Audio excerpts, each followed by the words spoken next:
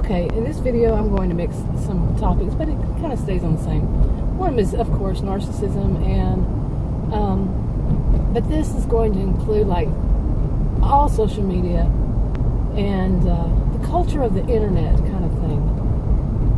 Yeah, especially when you hear these days things that are blamed on social media. Okay, now you can understand why I might take offense to that, but yeah, I understand when people want to generalize, yeah. And when they want to shift the blame and on words like that. But no, social media isn't the cause of all social ills. That it just seems like people want to say that. I think my phone's going to mess up because of the sun. Hold on. Okay. Because anytime you feel the need to say those people, it's usually something that's prejudice that you're about to say. And saying social media is the cause of is those people. That's saying those people. When you take a whole group, like this, they're okay. Now, no, I don't blame all social media for every social ill that there is, but there are problems, and we all know this. We all understand. Most of us, at least, I would think that's my own little observation, is that we have trolls. Back in the day, they used to be called bashers and haters, and these days it's more calling it trolls. Calling them trolls. Now that's the kind of those people it's acceptable. They're bad. They cause problems. The people who are trolls. Okay, no matter where I park, it's going to show the sun. That's messed up. But yeah, we need the sun, But anyway, where was I? But yeah, we have trolls. You bet you. You have people who, are on social media that are, basically spewing hate, and and that is causing problems. You bet you.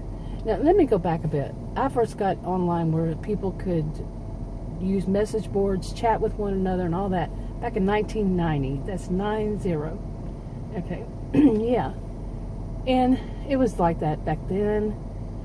You had your bashers, your haters, your all that, trolls, and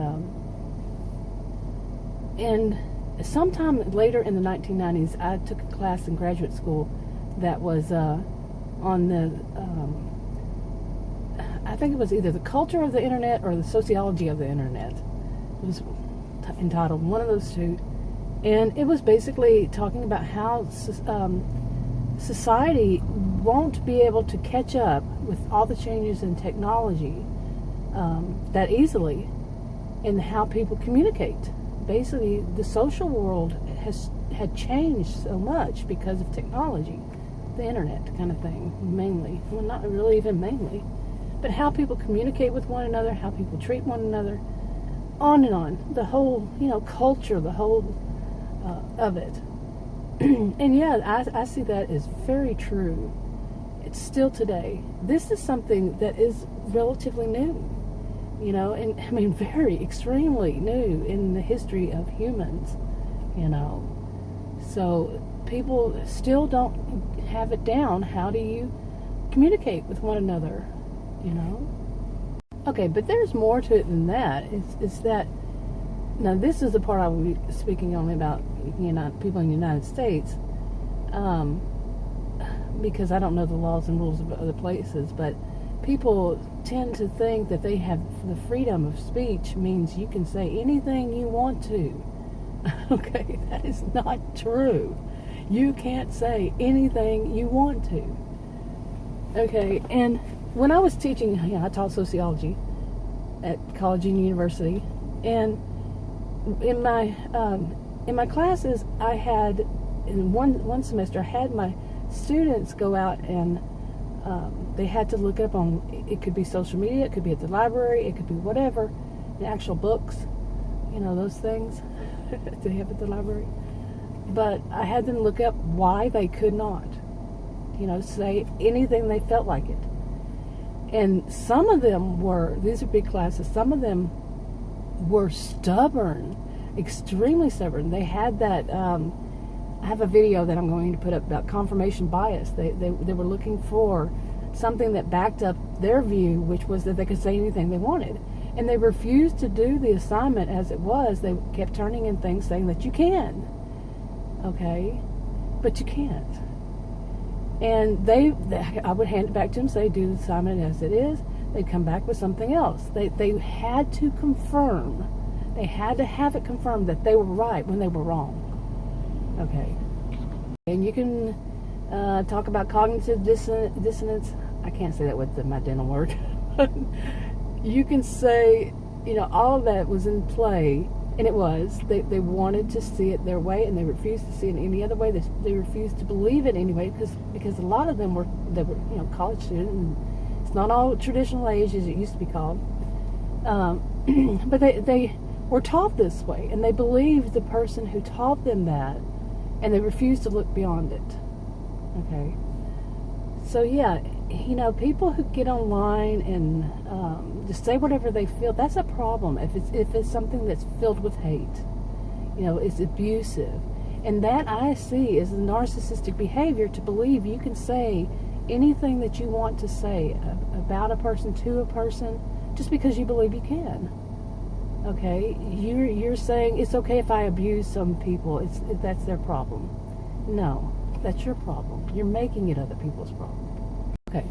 And, a lot of people have been bashed by trolls. I've been online since 1990. Do you think I haven't faced it before? Yeah, but I have. And you hear people, they have no filter. Okay, there are some people that like we used to always discuss, people get behind the screen, and they're anonymous kind of thing. And they say whatever they want, and they feel free to do so. And because they can hide. Well, you can't really hide, okay, on the internet. No, you can't really. If you go and you say something that is very extremely threatening to somebody, you can be found by the police, by whomever would take that, wherever you are, take that case. But people feel this freedom, and it's always been like this way ever since, like I said, 1990 that I know of. Too many, not everybody, of course, but they feel they can say what they want. They can be whomever they want. No. Like I said, I feel it's kind of a narcissistic behavior. And those of us who've been affected by it, we may see it, but you got to see it within yourself, too. Check yourself. Make sure you're not doing that. Don't think you have that kind of freedom of speech either, that you can just say whatever you want to that might hurt or harm somebody. That's your intention, is to say, I don't care if they're hurt. It's bad. Okay, a few seconds later here. And I'm also thinking of the people who want to start up groups online, and it's always been this way, that they are against this other group, okay? And we know that's this collective narcissism thing going on. Our group is better than your group, and it can really be beyond just sexism, racism, ageism, this kind of thing, the normal negative isms, as I call them. But lately, I have that other channel where I do more like, I say vlogs, but I don't know. But I'm doing it more on the differences in male and female narcissists these days. And you can bet the female narcissistic ones are getting watched more than the male ones. Okay, the ones about males. But it kind of bothers me to think that people are wanting to say, oh, all females are this. This has been going on for eons. People saying, women saying all men are jerks, and men saying all women are gold diggers. This is BS, okay? You don't know all of either of them, and there's no statistic that says they all are. So stop with the hate. Stop with the blaming the other, this and that, and stop with the collective narcissism. Okay, and there's another thing. People say that feminism it's all male bashers. No. Educate yourself before you throw out hate. Seriously, educate yourself some.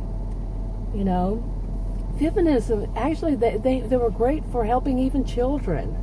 And it's not all females, and they're not male bashers, and, there are female bashers and they're male bashers, but no.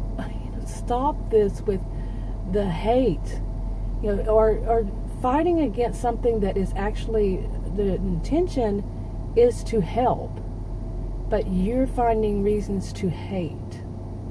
and to spew out this hate. Okay, this is a problem with social media, that the haters get heard. You see? Now here's a personal observation, and it's not statistics or anything. But this is my personal observation. It's been that the people with the loudest voices, the people who far too often speak out, are the people who are filled with the most hate. And they will take, if you are a person like me that's not filled with hate, I don't hate any person, any group, if you're like this, that they will talk over you. I mean, we all know that's a narcissistic type of behavior. Somebody who is going to speak over, speak louder than you, so they can drown out what you have to say. And that can be even in on a social media, the way they type, the way the comments they leave, or the videos they make, because and down you. They want to speak. They want to drown out your voice. Don't let them drown out your voice. Don't. Of course, everything can be dangerous. We all know that about narcissistic, people who have these narcissistic behaviors. Some of them are physically abusive, and it goes beyond physical abuse. We know that. But, if you, it's up to you. That's your decision, what you do. I'm not a healthcare professional provider, and this isn't counseling or advice. Read the disclaimer in the description box below this video on YouTube. Yeah, I need to have that in a little clip that just stick to all the other ones, yeah. But anyway, just don't let them drown out your voice if you can, if it's safe not to. That's up to you. But yeah, I have a whole lot more, to say on this topic, and but that's enough for this video. It's probably pretty long. It's bound to be pretty long. And anyway, if you want to subscribe to this channel, click the circle. If you want to watch another video on this channel, click one of the rectangles. If you want to share on your own social media, feel free to do so. And I'll talk to you on another video.